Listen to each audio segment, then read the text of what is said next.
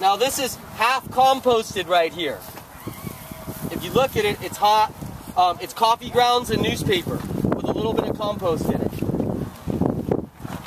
So we don't need a whole lot of the newspaper. We want more like the coffee ground food part of it. And there's cow manure at the bottom there. And then we'll also, Shredda, when she goes home, she's going to bring her compost for the next couple days. She's going to put it in this bucket. And then after you put it in this bucket, you're going to come back over here and you're going to take another shovelful and put it on top of the compost. So the compost is sandwiched inside of there. Okay? And this is ours to do that with? Huh? This is ours to do that with?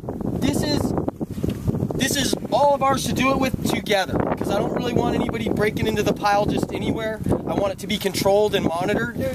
Yeah, because if you look in here, I have pockets of worms in here. I have a couple $1,000s of worms that I've taken off my farm and I've already inoculated into here. So it's really important to me, see them all there? It's really important to me where it's taken from and how it's taken from. They're already turning this compost pile into pure worm castings and eating everything that's in it. It's starting to get so... What was that yellow stuff you just stuck here?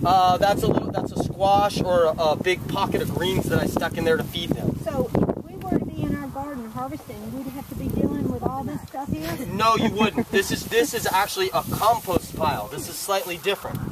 Let's all go together, and I think you're stepping on an avocado tree. Sorry about that.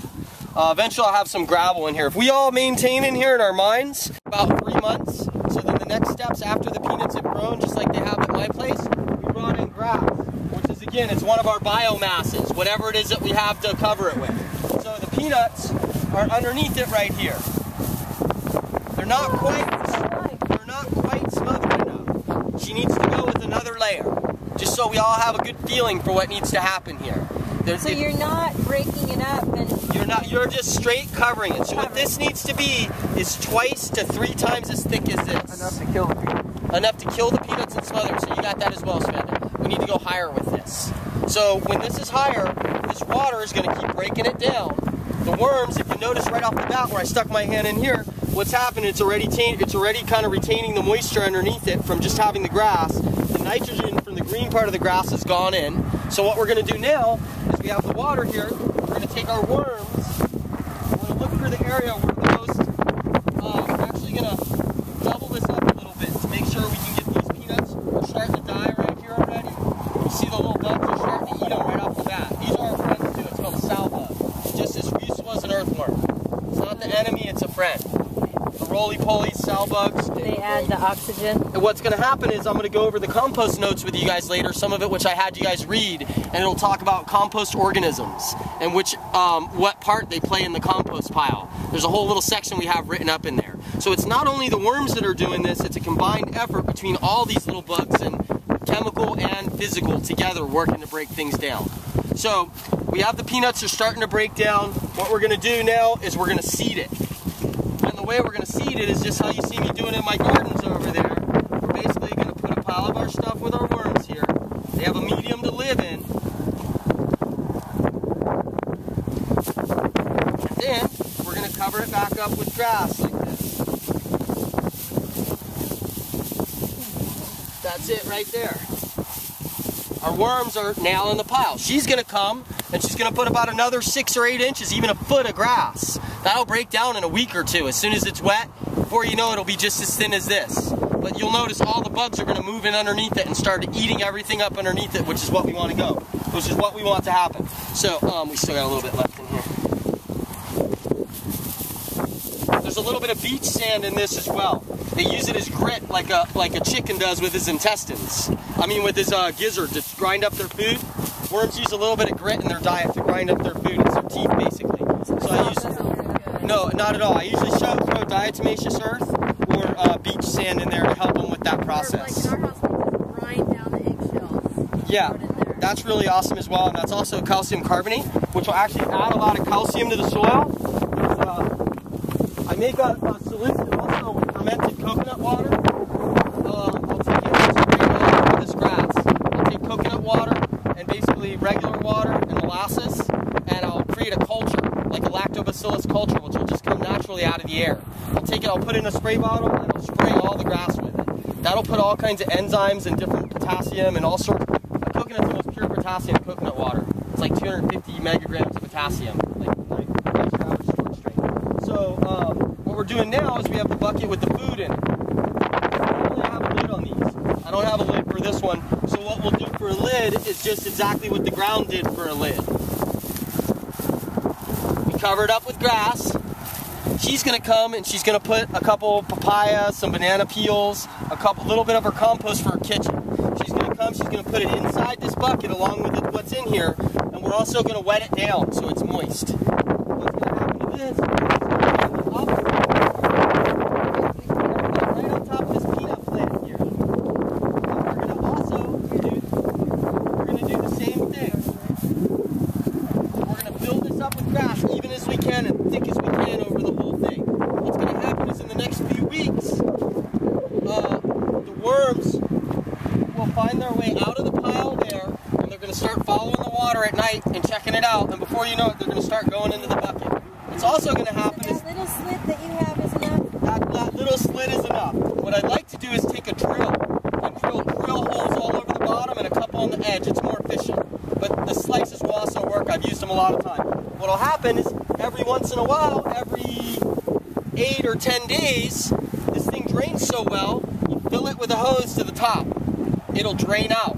Every time you fill it with the hose and it drains out, it actually leaches some of its stuff out into the garden. We're going to start out with it here, but it's not going to stay here. It's actually going to go up to the top of the garden again.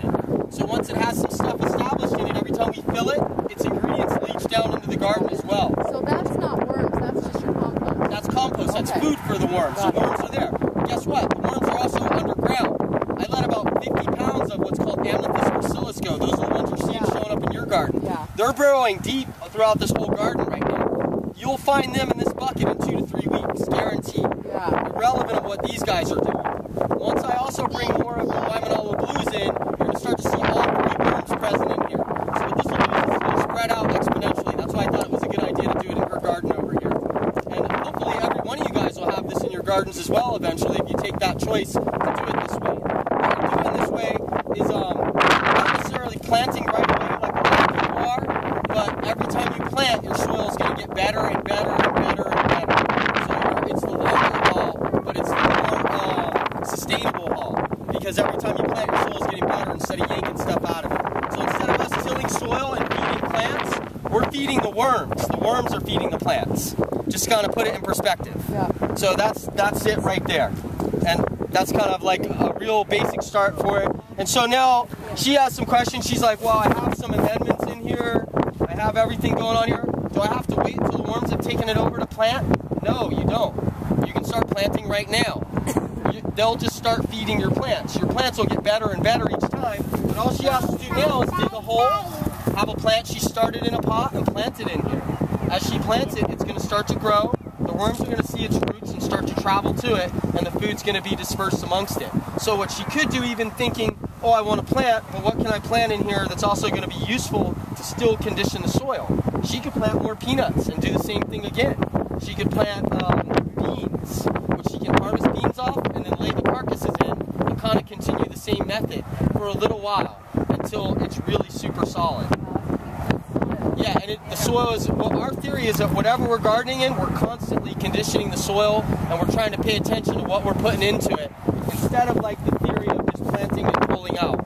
If you plant something and you don't put it back into the soil, you basically pulled all those things out and taken it with it. We're trying to like put as much in as we're taking out. I don't want to over talk it, but kind of give you guys a general idea of what's going on with that. Awesome. So that's the way I recommend to kind of treat these beds in here, slowly but surely. And this is what we're going to be doing to our beds as well. But we're composting in one area. We're letting that compost cool down. We're letting the worms come into it. As we run out of composting area there, we start on the back wall behind the shed. By the time that's all cooled off, we clear all that compost out and we take that into garden beds we're going to start to make. The same way we did here, by planting peanuts at the bottom and starting to fill it with all the compost that we have that's cooled off and allowing everything to eat its way through there. And then we'll restart our compost piles on the edges again and let the worms have a bunch of fresh stuff to eat. So we're going to build all of our soil in all of our beds so that we're really not doing any tilling. The stuff we grow in the ground, which are going to be our ground crops, we're going to do the same exact thing. We're going to put it so that we don't have to till the ground up to redo our crops. Some areas